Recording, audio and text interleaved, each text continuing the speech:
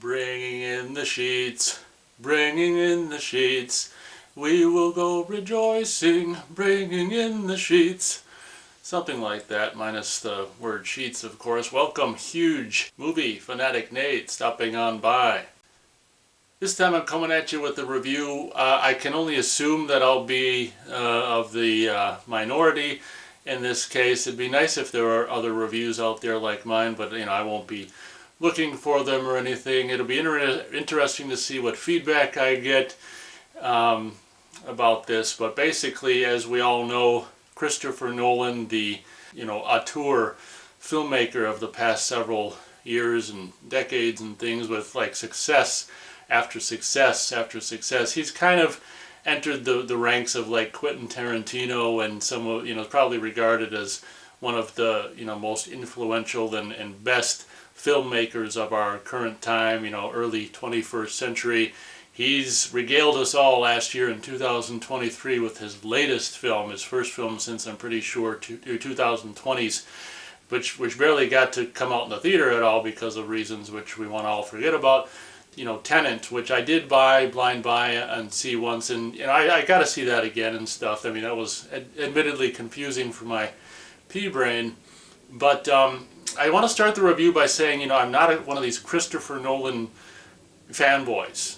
I thought that I was pretty much agreed with everyone back in, was it 2008, I think, when The Dark Knight came out, and was pretty much in agreement that that was a pretty good, movie, pretty good Batman movie, and I think it wowed me, to certain, probably maybe not as much as it wowed the majority of the people, but it wowed me. I could feel what other people were probably feeling. I was getting on in years at the time, so I wasn't as susceptible to the wow factor perhaps that other people maybe that were younger or whatever. And I wasn't a big comic book fan or whatever, but I could feel, you could definitely feel like the greatness of The Dark Knight. And I like Inception. Seen that several times. That's a real mind effer. And I liked, like I say, I should see it more than once. I gotta rewatch it. I've only seen it once, but I did like more or less Tenet. It was kind of like a different version of Inception. So I did see whatchamacallit, his war one, but not too sure that is really that great. I mean, I'm kind of got a problem with war, which is probably why I've got a problem with this movie, is because of like the subject matter I'm not keen on.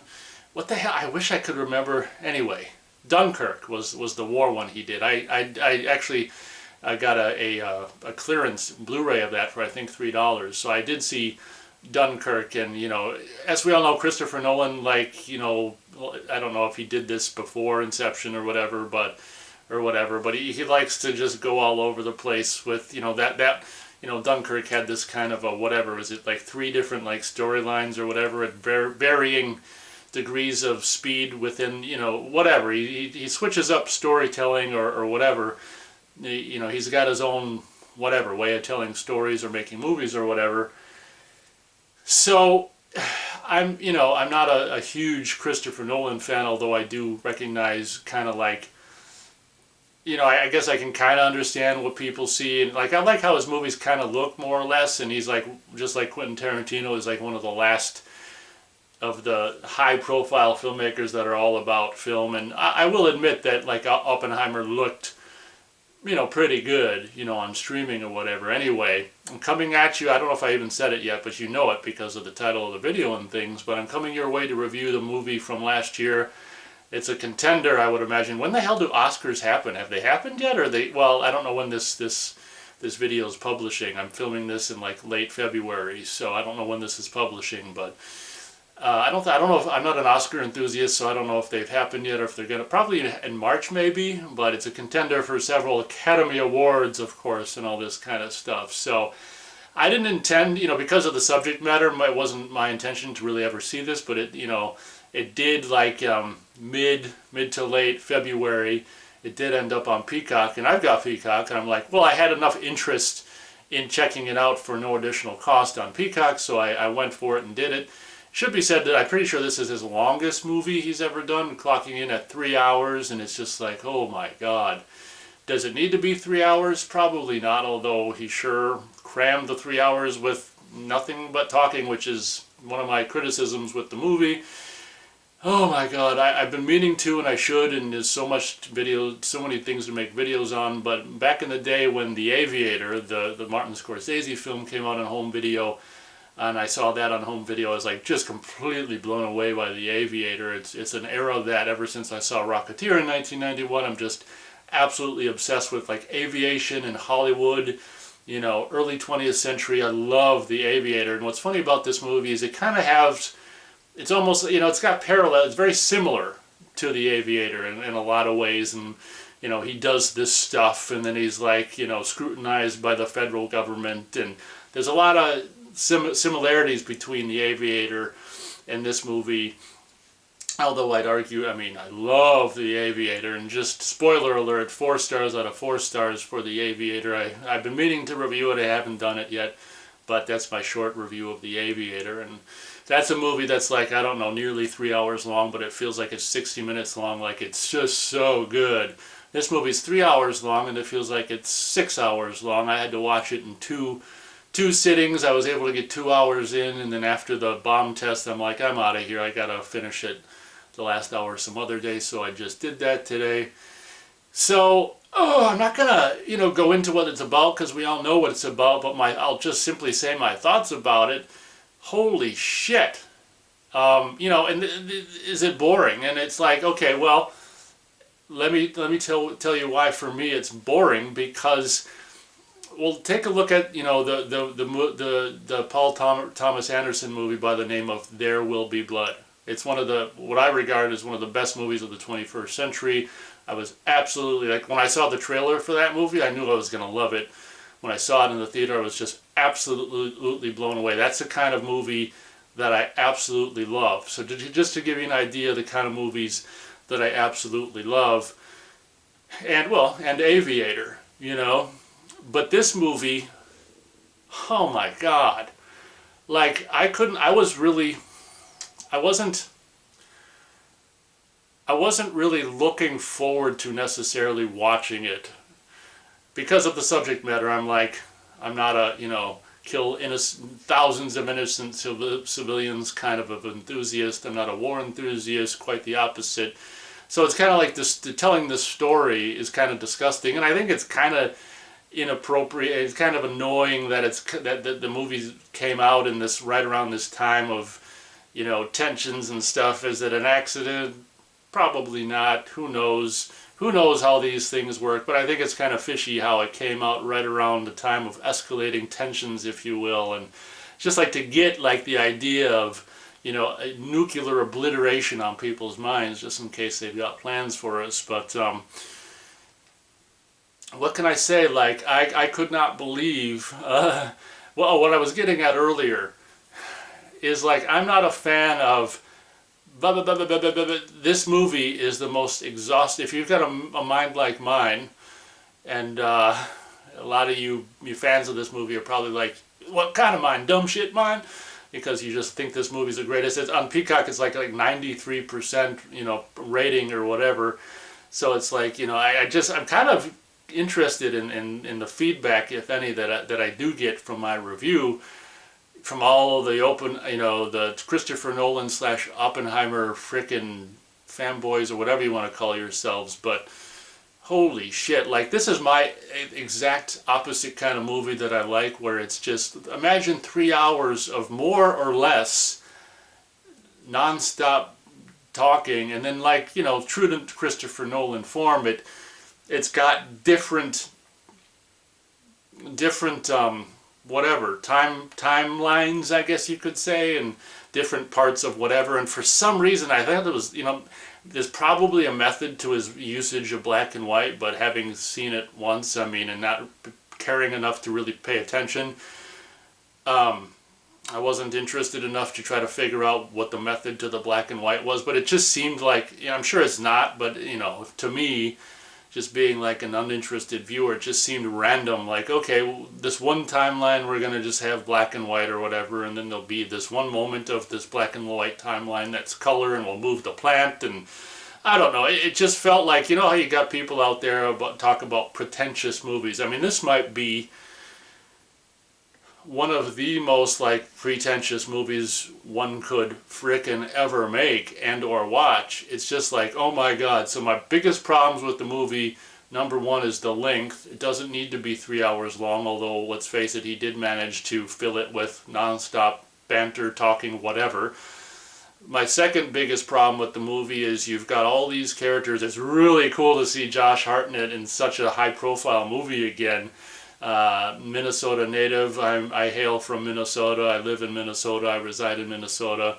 Go Josh Hartnett. And it's so crazy to see him like as a middle-aged, I imagine we're around the same age, see him as a middle-aged guy, but it's just so cool to see, you know, him in such a high-profile movie with his old Cliff Secord hair going on there. And I was watching this thinking, you know, he could be like, because at first I was like, is that like, you know, what's he go by now? Billy Campbell? I think he goes by Billy, which is strange because he went by Bill when he was younger, and then he goes by Billy when he's older. It's kind of the opposite of one, you know, the way one would think, Billy younger and Bill older. But like, is that Billy Campbell? He's like, nah, he's probably too young to be Billy Campbell. I'm like, oh, that, because I knew that Josh Hartnett was in it. Oh, that's Josh Hartnett. So it was cool to see, like, as I already said twice, Josh Hartnett in it, and he was fine. But that's my point. Everyone's fine. And no one's like, in my opinion, and this is just my opinion, no one's anything but fine.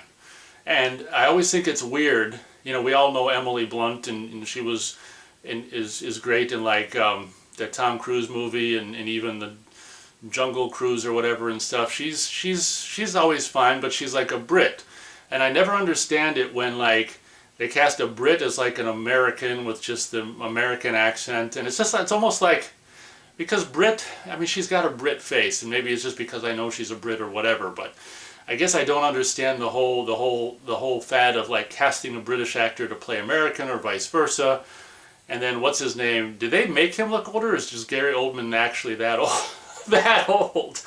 Gary Oldman, you know, appears as Eisenhower or some president or some shit, and telling Oppenheimer, you know, I don't want that. Don't let that baby in here again or whatever. And it's just so funny. But anyway, I'm currently telling you my second biggest problem with this movie is the characters. Like, there's 3 hours and tons of quote unquote, you know, characters, but none of the characters have any character, at least in my opinion.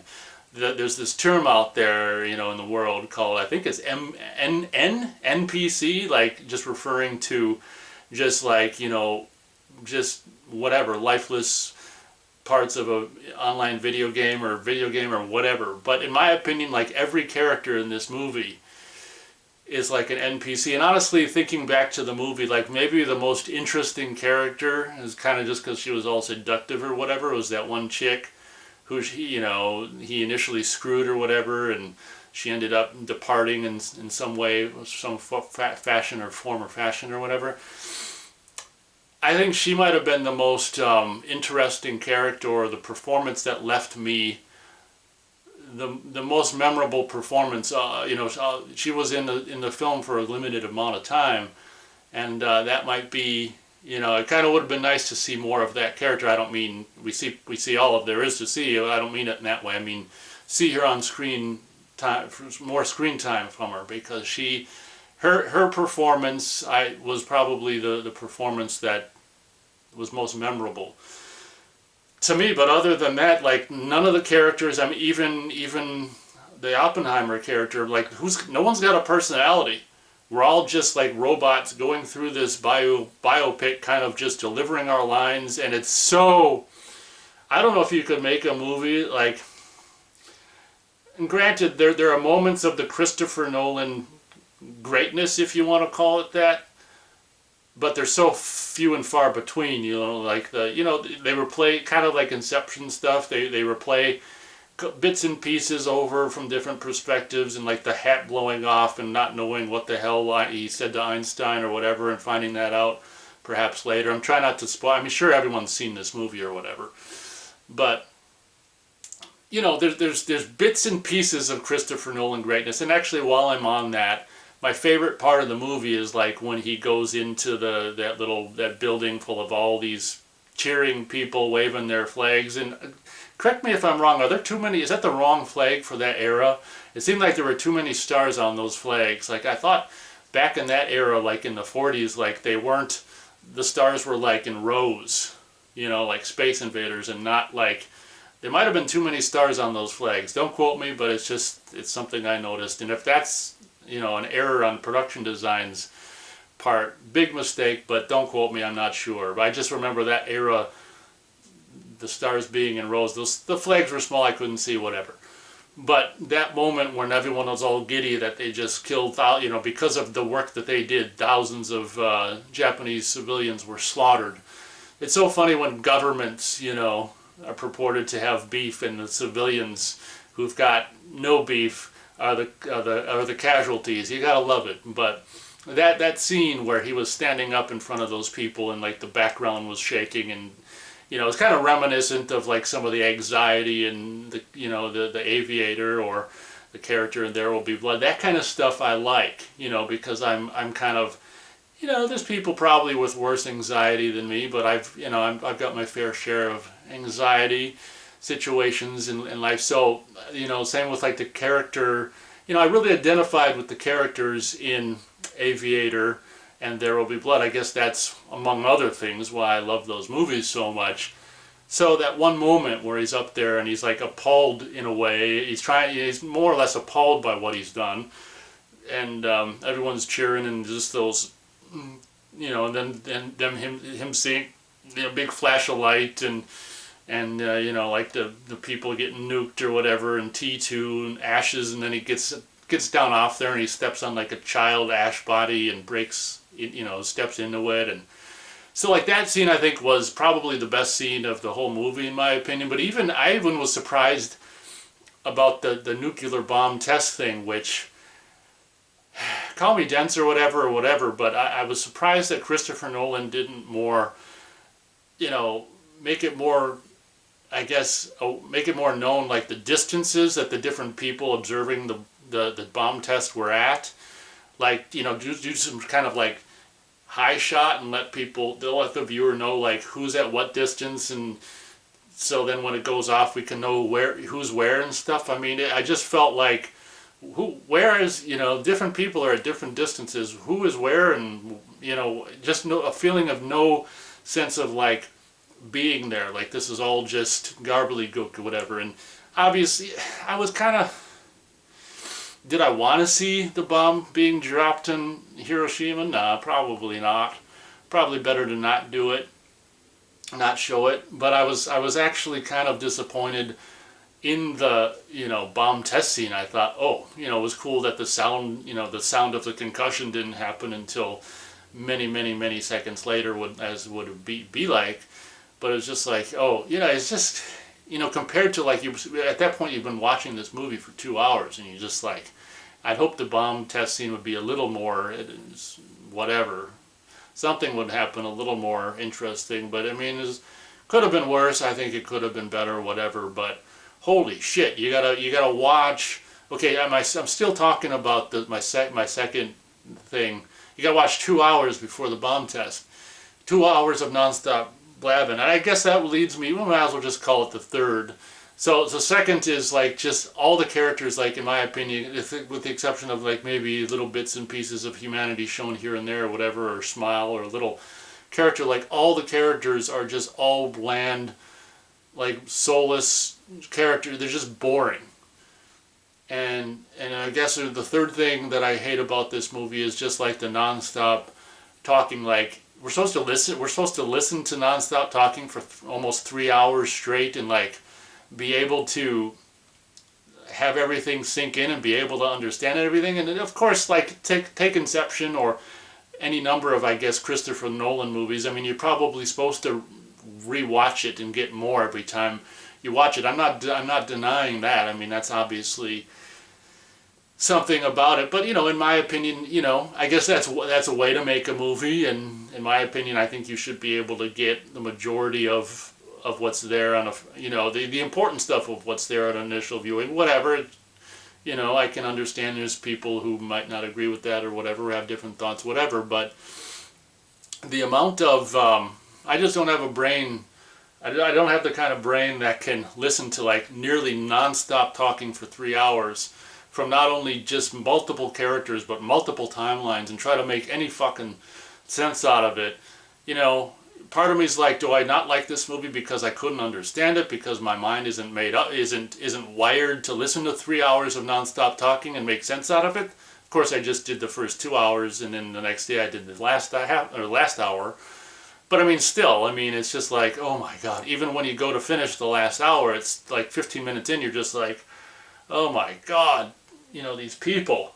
Yeah, I mean, all it is this, and which leads me to my, is this, what am I, number 4? It doesn't matter. We'll just say another thing I didn't like about this movie and was completely, really surprised about. And it's almost like, God, I wonder if when they were editing it that they thought, holy shit, people are gonna fucking fall asleep unless we put music over almost every freaking moment of this movie. It reminded me, see, because in my opinion, you got like movies like full moon movies where like there's nothing happening, or if there is something happening, it's not interesting enough to be interesting on its own, so we'll just have music in the background.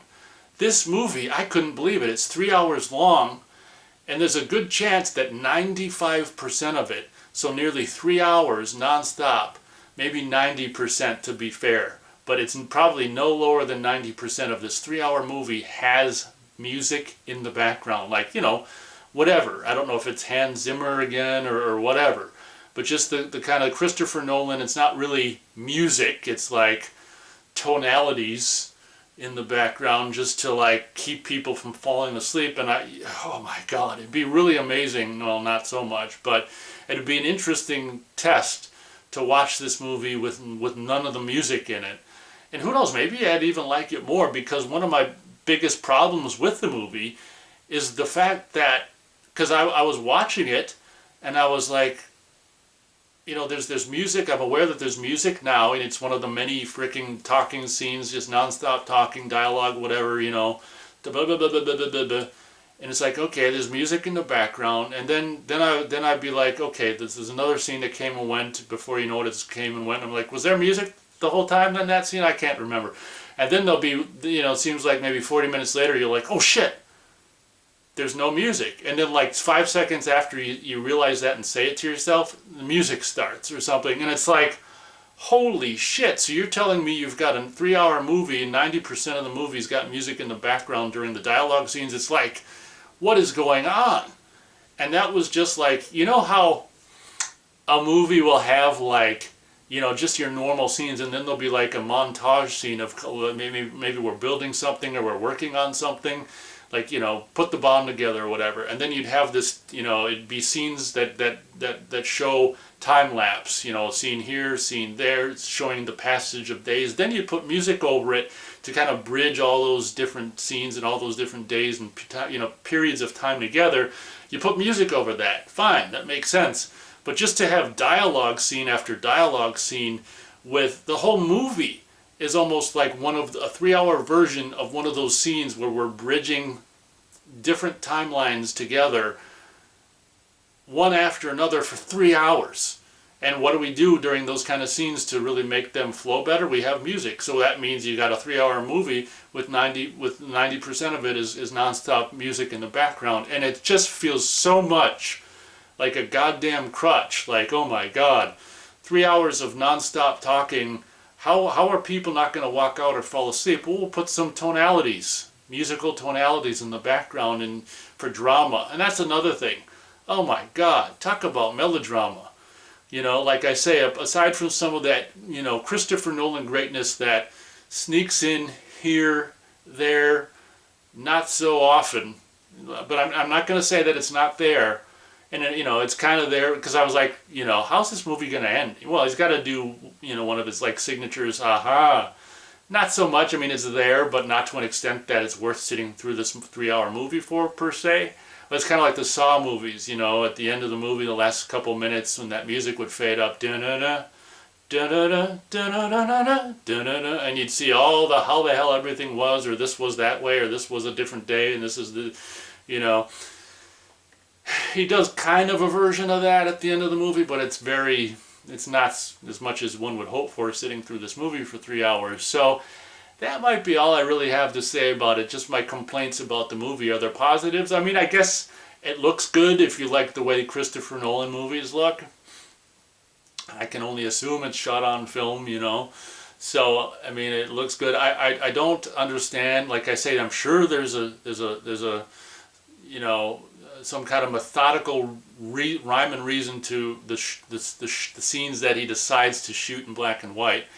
But to me, alternating between color and black and white was just like, oh, you know, he's doing so little stylistically, or at least that I could notice stylistically with this movie. We got to do something. Oh, it's a black and white era, so then people will, you know, understand if I cut some scenes are black and white and some scenes are color. But yeah, very, very underwhelming and hard to get through. I haven't seen every Christopher Nolan movie. I think I've seen everything since Batman Begins. I think I have, but I haven't seen Memento. What did he do before Batman Begins? Did he do Memento? I don't know. I think Batman Begins might be the first thing of his I've seen. And admittedly, I didn't like The Dark Knight Rises. I thought that was cookie cutter crap. Out of his Batman trilogy, I think the last one was his worst, and that was probably my least favorite Christopher Nolan movie, maybe until this. As much as I don't like Dunkirk, I can recognize that movie seems more Christopher Nolan to me than this movie. This movie, I think, out of all his movies, and I'm not saying this is a bad thing because, you know, maybe once you get to a certain point you want to try to break away from your own kind of style or whatever, but I will say that this movie feels like the least Christopher Nolan out of all. Like I say, all I've seen is Batman Begins and Beyond for Christopher Nolan movies, but I think I've seen every one of those. I wasn't a fan of, oh, you know what, I don't like Interstellar either. I'd probably rather watch Dunkirk than Interstellar. That was a movie that I thought was just cookie cutter crap as well.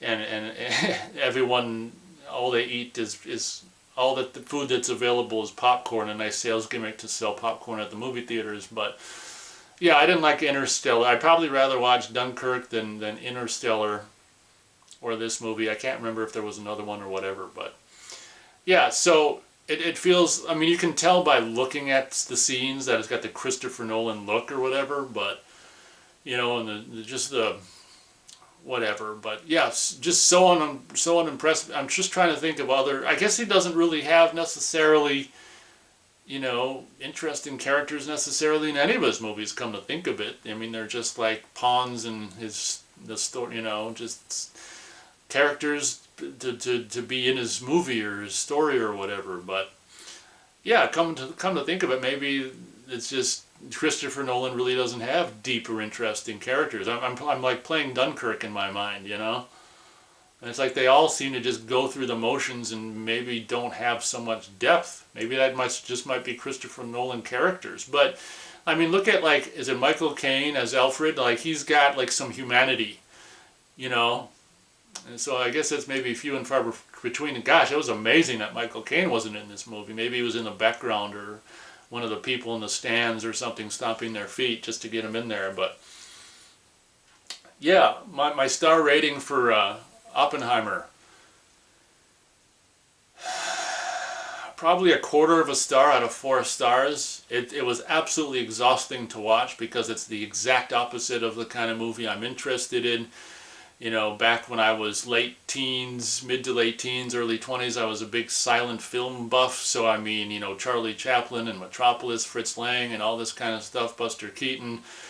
And I'm more about, I mean, movies started out as a visual medium, you know, and then they added sound. So I still regard, you know, even though their sound has since been added, I still regard movies as first and foremost like a visual medium. And you know, I feel the pain that Chaplin felt when they started, you know, adding sound and everyone just started talking, because it's all of a sudden you you know, depending on who's making the movies, all of a sudden, you know, the creativity of the visuals, you know, take the backseat to the tech, you know, the writing of the dialogue and the technology to, you know, to capture the sound elements of movies now and things. But what a perfect example of just a movie that, oh my God, is just dialogue heavy. Well, it's putting it lightly. Just dialogue driven, dialogue heavy. And you know, there's people who are fans of like Quentin Tarantino movies who like that kind of stuff. And you know, I even though I'm not the biggest dialogue fan, I mean, I think that yeah, I mean, you know, dialogue in Tarantino movies is more interesting. I think, you know, I guess the subject matter probably didn't help. Just the 3 hours of bureaucratic government bullshit, you know, it's like that line from The Abyss. You know, these guys are about as much fun as a tax audit. I mean, it's like seeing scene after scene after scene of just this bureaucratic government bullshit, and Senate hearings, and you know, private, you know, closed door grillings, and you know, trials that aren't trials but they sound like trials, and whatever, you know, kangaroo court scenes and all this kind of shit. I mean, talk about just a soul sucker of a movie. And yeah, I'm excited to see what the reaction is, or the response in the comments, if any. But yeah, I guess that'll pretty much do it for my Oppenheimer review. Didn't intend on seeing it. I figured I would at some point. Dropped on Peacock, and I'm like, oh, I got Peacock. I can see it for no additional cost, and so I did. And oh my God, 3 hours I shall never get back. But I don't know what, I don't understand what the fascination with Christopher Nolan and like non-music music is. Like, just like you can just use the same music in every Christopher Nolan movie, and maybe they do. I mean, it seems like they do. But I mean, you know, whatever. Different strokes for different folks. I mean, it's the more less musical and the more abstract, I guess, or whatever. But I just, you know, I just grew up in the days of John Williams and Jerry Goldsmith and, you know, frickin' the other guy, Elmer Bernstein, and just beautiful themes that make your eyes water, that, you know, that cause tears to stream down your face. You know, I'm just thinking of some of the themes in Ghostbusters, you know, like the first one, like, you know, Sigourney Weaver, the love theme or whatever. And, you know, it's just like, what the hell happened to movie music? You know, it's just like, to me, and I got to review this movie too. It's, oh my God, this movie's 20 years old. The movie's 20 years old this year. I got to review Sky Captain in the World of Tomorrow. That, to me, that's one of the, you know, and granted I don't see every movie, but one of the last great film scores is the guy who did the music for Sky Captain in the World of Tomorrow. I was just, when I saw that, and probably when I saw it the second time, I was like, oh my God, this music is so good. I went to Circuit City and bought the CD soundtrack. But yeah, what the hell has happened to movie music? You know, and I guess, you know, oh my God. I guess there's probably still stuff out there, like I say, when you know, movies these days put me off, so as a result I don't see any, which means if there are movies out there with good music, I don't hear it, and it's kind of like this this downward spiral rabbit hole thing or whatever. But anyway, I've been trying to end this review for a while, but that'll be my review for Oppenheimer. I can very much not recommend it, and I'm pretty sure, you know, I'm sure it'll clean up at the Oscars. I don't know when the hell the Oscars are. I hate the idea of the Oscars and Academy Awards, so I don't pay attention. But I know on like Peacock it says, you know, nominated for whatever. So either it didn't win anything or the Oscars haven't happened yet. And like I say, I don't know when the hell this video is being published. But I guess that'll pretty much do it for my review of Oppenheimer. If you watch this whole thing, wow, thank you very much for doing so. Go, if you love this movie and or Christopher Nolan, I mean, you know, go easy on me in the comments and be, what's that word? Be pleasant or humane or whatever. Be kind. That's the phrase of the this era that we find ourselves in now. Be kind. So, and there's no VHS anymore, so you can't rewind, so it's just plain be kind. But anyway, thank you very much for watching this video. Hope you guys enjoyed, and as always, We'll catch you on the next one.